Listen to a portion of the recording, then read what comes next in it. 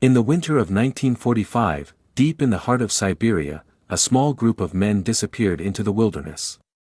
They were political prisoners, fugitives from Stalin's labor camps, men who had seen too much suffering, endured too much cold, and knew that the only way to survive was to vanish completely. For them, recapture meant death. Siberia was their prison, and now, it would become their hiding place. They carried almost nothing, a few knives, a hatchet, some stolen matches, and worn-out clothing that barely protected them from the icy wind. But they had something far more important, the will to live and an unbreakable determination to never be caught again. Somewhere in the jagged mountains of the Sayan Range, they found it, a gaping black hole in the rock. A cave. The entrance was narrow, hidden behind fallen snow and thick pine branches. It was the perfect place to disappear. Inside, the cave swallowed them in total darkness.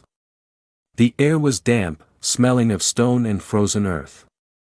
Their footsteps echoed strangely. It was not just a small hollow in the rock, it twisted deep into the mountain, a labyrinth of tunnels and chambers. Here, no guard would follow them. No search party would even imagine they could survive inside. This was their refuge. The first night was pure survival. They huddled together near the cave's mouth, feeding a tiny fire with sticks brought in from outside. The smoke hung heavy in the still air, making their eyes water. The temperature inside was just above freezing, warmer than outside, but still cold enough to make their fingers numb.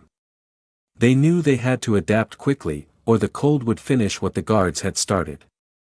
Every sound outside made them freeze. A snapping branch could be a wolf, or worse, a patrol. They decided to block part of the entrance with stones and brushwood, leaving only a narrow passage they could crawl through. From the outside, it would look like nothing more than part of the mountain. Food was their first challenge. They had no traps, no real weapons. For days, they lived on melted snow and a handful of pine nuts. Hunger gnawed at their strength.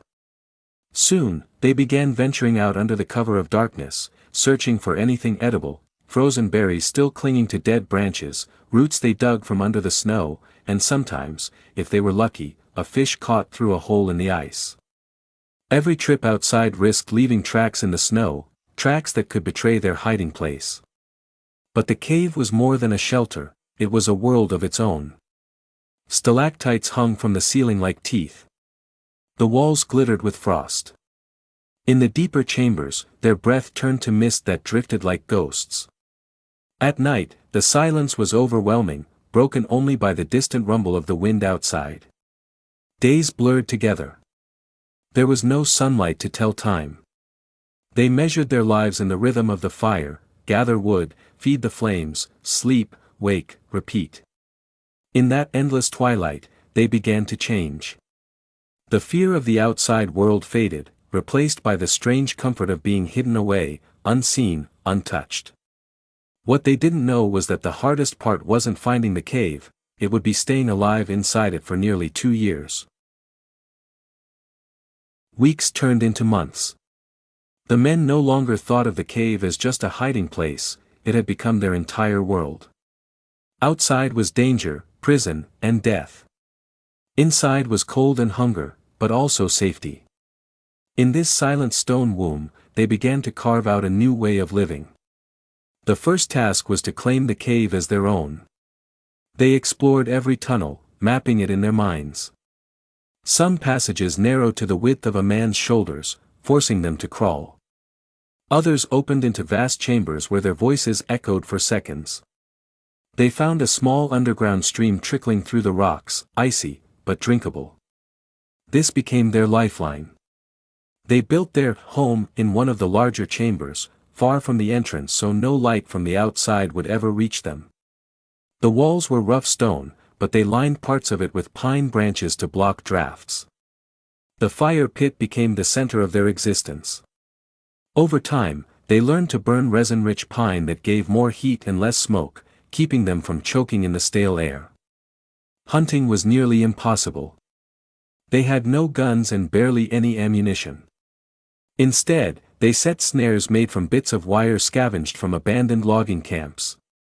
A rabbit caught in one of these snares was a rare victory, a feast that could last 2 days if they boiled every scrap of meat and gnawed the bones clean. Sometimes they would roast pine cones in the embers, eating the soft seeds inside. It was hardly enough, but it kept them alive. The seasons changed outside, but inside the cave they only guessed by the sound of the wind and the feel of the air. In deep winter, the cold seeped even into the rock, and frost would form on their blankets. In summer, meltwater dripped from the ceiling, making the floor slick and treacherous. The darkness was constant, pressing in on their minds. Without the sun, they lost track of time. Some days they would sleep twice, thinking it was a new day each time. Conversation became their most precious survival tool. They told stories from their past, childhoods in faraway villages, fishing trips with their fathers, the warm smell of bread from home. These memories became more real than the present. Sometimes they imagined what they would do if they ever made it out, but each man kept the same unspoken truth in his heart: leaving meant risking capture. Their clothes wore thin.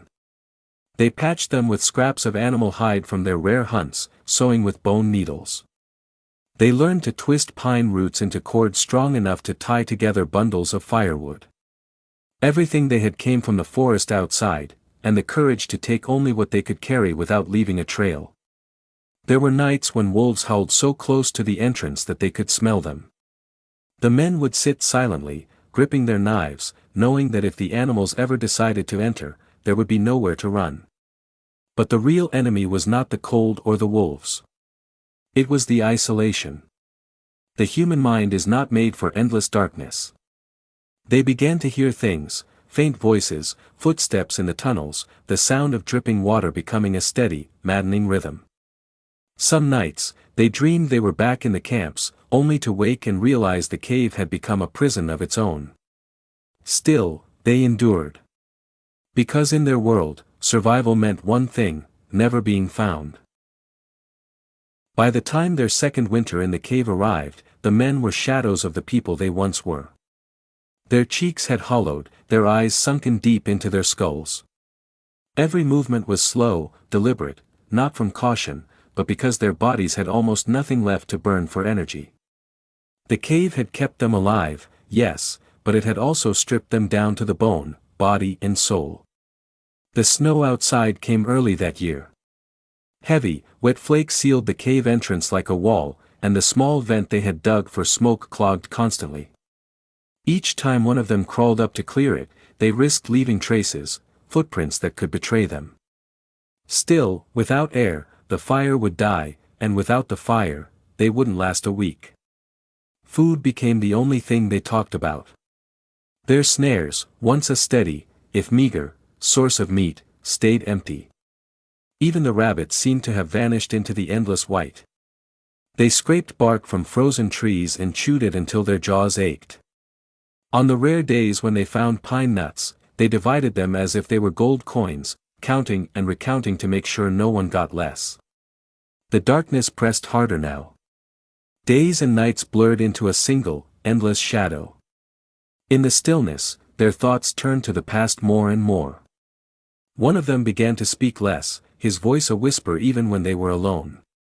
Another started waking in the night screaming, dreams of camp guards and gunshots echoing through the cave. And then came the sickness. It started with coughing, deep, rattling, wet. In the damp cold of the cave, there was no escaping it. One by one, they fell weak. Fetching water from the stream became a battle. Gathering firewood felt like an impossible journey. The fire burned lower each day. They began to face the truth they had avoided for nearly 2 years: the cave might not save them this time. And yet, not a single one spoke of leaving. Better to die here, free, than return to the fate they had escaped.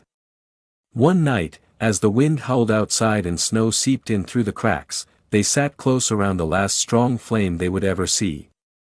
The firelight danced on their faces, gaunt and worn, casting long shadows on the stone.